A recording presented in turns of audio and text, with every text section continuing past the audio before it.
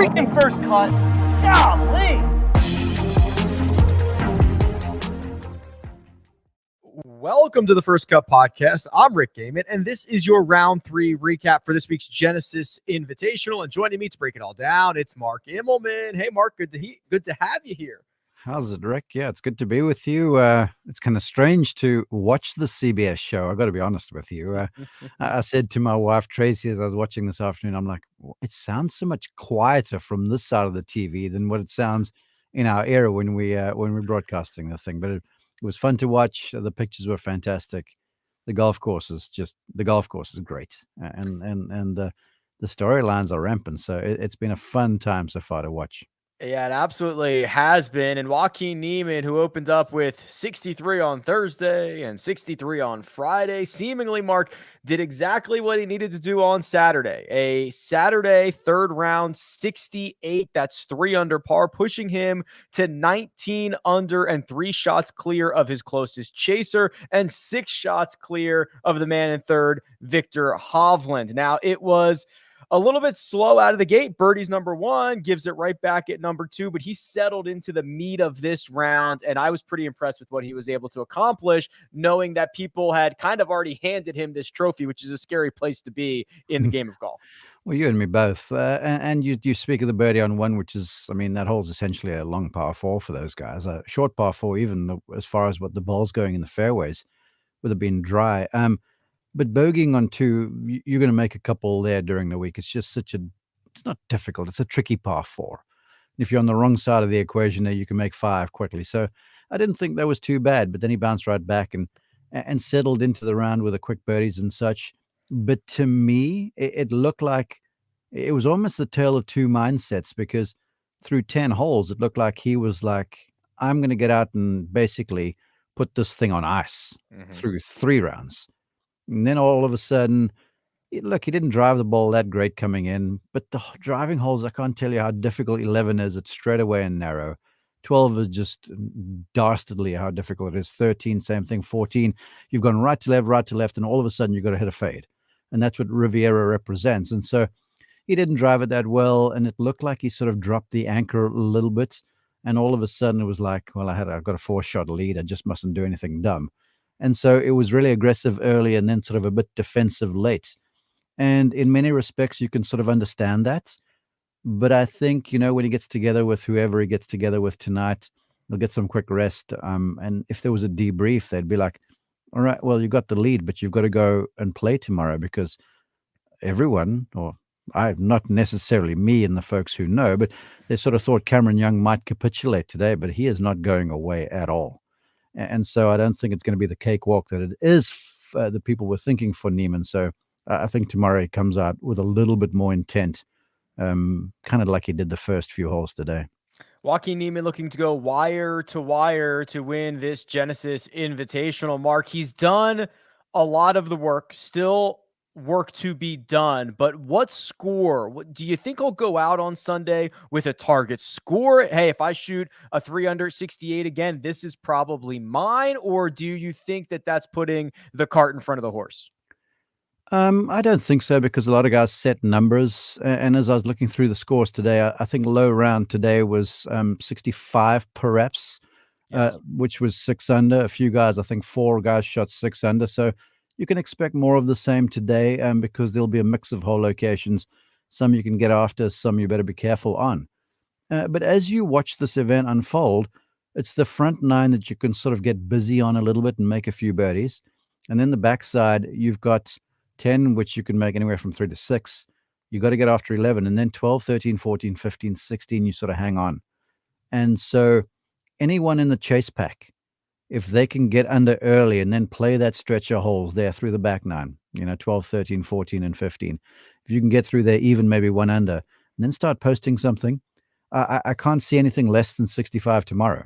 So that puts the chase pack. I mean, if Cameron Young, who's playing alongside Joaquin, if he shoots that, he gets to 23. So I'm sort of thinking that's unlikely. So if Niemann goes, well, I'm 19 or whatever, he's 19 now, right? Yes. Yeah, he's 19 under. So I'm like, if you shoot 3 or 4 under tomorrow, that gets you to 22, and that should be pretty safe. So it's good to have a goal number in mind, because that sort of keeps your nose to the grindstone, but you also sort of play situations a little bit. And if he's got a big lead, then he will get a little defensive, and then you'll just make sure you take the hemorrhages off the scorecard, and then you just got to stay in front. So it'll be curious to see. It's going to be a challenge for him mentally. But the one thing I know about Joaquin Niemann, or two things I know about him, he's fearless, and this golf course, in many respects, has got a lot of resemblances to Royal Melbourne, where he had a fantastic President's Cup, and it sort of allows him to show off the skills that he has. The fact that he can flight the golf ball, he's got good touch around the greens, and he's very creative. He's got that sort of game about him. So I think he'll set a number, but just sort of play the thing out and see how it goes. Our friends over at Caesars Sportsbook are listing Joaquin Niemann at this time at minus 250. So a pretty significant favorite to end up hoisting that trophy on Sunday afternoon. Cam Young plus 450, 4.5 to 1 mark. He is in solo second. He shot a 69 on Saturday that, quite frankly, really only had one blemish on it. It was the double bogey that he made at 16, thanks to a fried egg in the greenside bunker. Outside of that, continues to drive the ball well, continues to play well as he gets more comfortable near the top of the leaderboard. Well, we had talked in our setup show on Tuesday about what Riviera asks you to do. It's the ultimate test. It's going to test every facet of your game, including mentally and emotionally. But the real requirements around this place are to hit good iron shots. And even if you've got a tremendous iron game, you're still likely only going to hit like 13, maybe 14 greens if you're having a banner day, because of these fall-offs that you have around the targets. So if you strike your irons well, you hit them the right distance, and you putt well, you're going to do well around here. And he's driving it great. He hits it along, so he gets shorter clubs in here, which stacks the odds in his favor. But the way he's rolling it right now, it looks like he was born on these greens.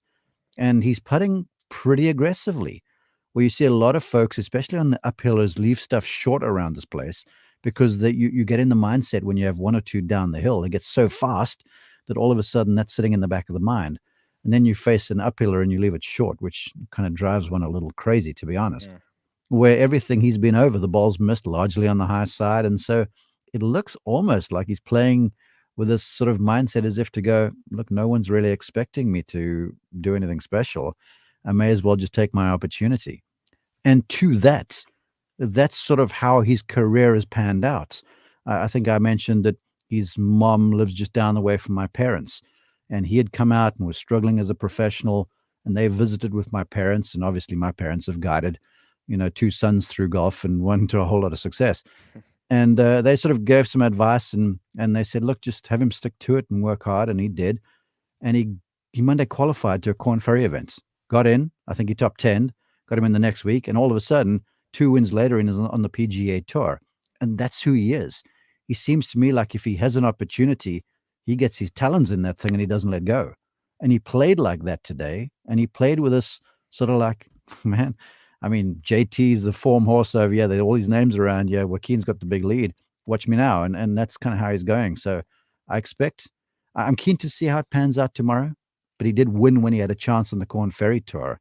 Obviously, this is a bigger stage, but I can't see him backing down. But it's going to be a fascinating watch. Yeah, I love watching him hit the ball out there, and I am interested to see as well how it all shakes out. It's Viktor Hovland, who's the only other golfer under 10 to 1 with 18 holes to go, according to our friends over at Caesars Sportsbook. He backs up his Friday 64 mark with a Saturday 65. As you mentioned, that was one of the low rounds of the day, and he went out like a banshee, out in 30, in 35, and he's been taking a very interesting route off the tee of 15. He's been hitting it down the 17th fairway. He's ruining his strokes gained off the tee numbers, Mark, but he thinks it's a better strategy. Oh, I love you guys. Yeah, that has ruined the numbers, hasn't it? Yeah, he's killing them. Oh, that's too funny. Look, speaking of free swinging, I mean, he didn't play very well in round one, and all of a sudden just opened it up in round two, and he just went crazy, went bananas. And it looks to me like he's playing with us like, I've had enough. I didn't play that well last week. I slipped up on the 15th, the par 5, and missed the cuts. And it looks like he's got a chip on his shoulder. And he's just all systems offense right now. Everything's getting hit hard.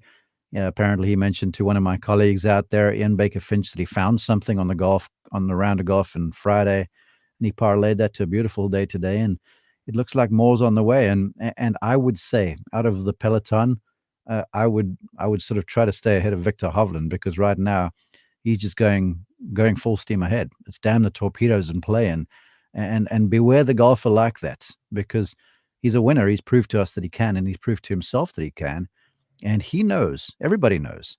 Around Riviera, we've seen it. You can fall foul very fast. So if he gets out fast again and gets within a few, who knows what that back nine's going to hold.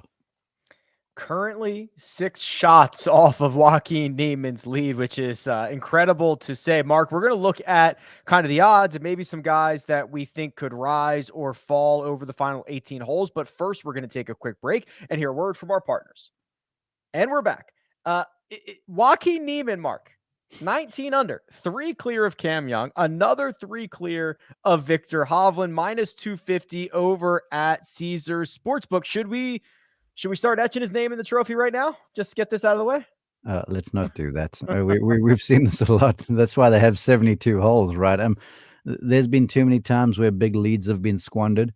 But the one thing I will say about Niemann for the bettors, even though the golf swing is unorthodox and it's idiosyncratic, it's his, it's very reliable.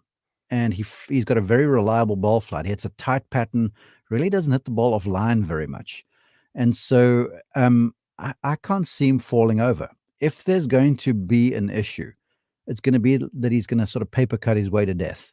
You know, I don't think there'll be the hemorrhages of the wide ball that costs like a double or a triple. I think if there's an issue is where you miss a green, it falls off, then you don't chip and putt, and all of a sudden you make a bogey, then you make another one, and the next thing, before you look, you 3 over. Because we saw a bunch of that even today where the weather was kind of benign. But like I say, technique is reliable. He's won before. He knows how to win, and he's fearless. So I think everything's in his favor now, including that big lead he has. That death by paper cut is kind of what got Sam Burns last year. He made bogeys on 12, 14, and 15 as he made the turn as the leader. And then things kind of got sideways for him from there. And Max Homa and Tony Finau end up going into a playoff. Hey, speaking of Sam Burns, have you heard from Jonathan Coachman at all? I know we might need a wellness check on him, I think. I sent him a text. I'm not gonna. I can't share it. But I offered him an out with Burns with 9 holes to play yesterday afternoon, and he told me, "You're crazy," and I said, "I'm gonna remember that text." That's right. Yeah, I've not heard from the coach. We'll have to get his thoughts here shortly. Now, if it's not Niemann and maybe it's not Young Mark, and you look at the chase pack and it's full of these names. We talked about Viktor being there, and Justin Thomas and Colin Morikawa and Scotty Scheffler, last week's winner, right there in the mix. Is there a move to be made in that second pack, even if it doesn't end up being victorious? Someone that you're excited about on Sunday? I would keep an eye on Hovland. Justin Thomas to me was a conundrum today.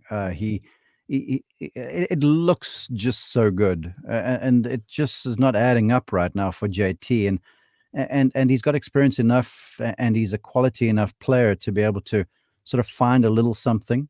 Because when he won the Players Championship last year, he had to make a 6 or 7 footer on the final green to make the cut, and then he had a really good Saturday. And then he went nuts on the back 9 on Sunday, and the next thing is the Players' Champ. So that's the kind of thing you could see around this golf course, because it is one of those major championship-style golf courses where, in the final round, 67 or something is going to really vault you up the table. So he's curious to me right now. It just looks like everything's there, but everything is also not there, and all of a sudden he lets one go. And for JT to win, it's going to have to be almost a perfect round. For Morikawa, it's the same thing. For Scheffler, it's the same thing. But I think when you're that far behind, I mean, Niemann's 19 and Thomas is 6 back. I mean, that's essentially, goodness, that's a third of the round of golf. So he's going to have to put together a special day and hope for some help. So if I had my eye on someone right now, I would just go Viktor, because he's the closest. Viktor's the closest. JT, Morikawa, Scotty, Max Homa putting up a fairly good title defense here as well. 10 under par. Mark, anything else Riviera related before we get out of here? Yeah, I want the viewers, because there's the thing where folks start asking, well, is this place overrated and what's the big deal? Because You know, it looks great on TV, but why are the guys struggling, or why aren't they taking it lower? Because the fairways are perfect, they're running out, the golf course is playing shorter. But a lot of these targets, and you could see how sometimes on the Poania greens later in the day, you'll see someone like Homer, for argument's sake, so I think it was 12, lands a ball hole high at the hole location and it bounced straight through the back. Yeah. And then the group behind him, the guy lands it short where you should, and the ball hits into a slope on the Poania greens and it sort of sticks there. And he's got 25 feet up the hill and Homer's chipping from 50 feet over the back of the green. That's one of the challenges of this golf course. And then where some of the hole locations get cut, they're not drastic slopes that are going to go, whoa, out of you. They're just enough that if the ball gets rolling, it keeps rolling, like 10 for argument's sake. And so the next thing, a ball that was 15 feet is 20 feet, is 30 feet, then it's on the edge of the green, then it's off the green, and you're pitching up a drastic slope to a green that's falling toward you, which makes it really hard. Because if you leave it short, it's coming back to you, and you know that. Then the pro golfer's like, well, we're not going to do this again. So they blast it past the flag 10, 15 feet. But then you've got something down the hill with that slope on the other side. And that's the challenge that this place represents. Like I say, you have to hit the ball into the right place, but you've got to have a real emotional and mental moxie about you to be able to make the smart decision, attack when merited. But the attack is sort of defensive in a way, if that makes sense. You can't just go out all guns blazing because you'll get tripped up so fast. And you're not going to make doubles or triples unless you have issues around the greens, but you're going to stack bogeys like we saw Bones last year. So watch for that, viewers and listeners, because it is just a great test of golf. You have to hit the ball in both directions, and every hole is different, and they kind of keep you off balance in a way. You never really feel completely comfortable. And that's just the beauty of the place. And I think the golf course is tremendous. Yeah, really awesome stuff right there. Well, we'll see if Joaquin Niemann can add a second PGA Tour victory to his resume, and we'll be back after the final round to break it all down. But for now, big thanks to Mark Immelman. You can find him on Twitter at Mark_Immelman, and you can find me at Rick Run Good. This has been The First Cut, and we'll catch you next time.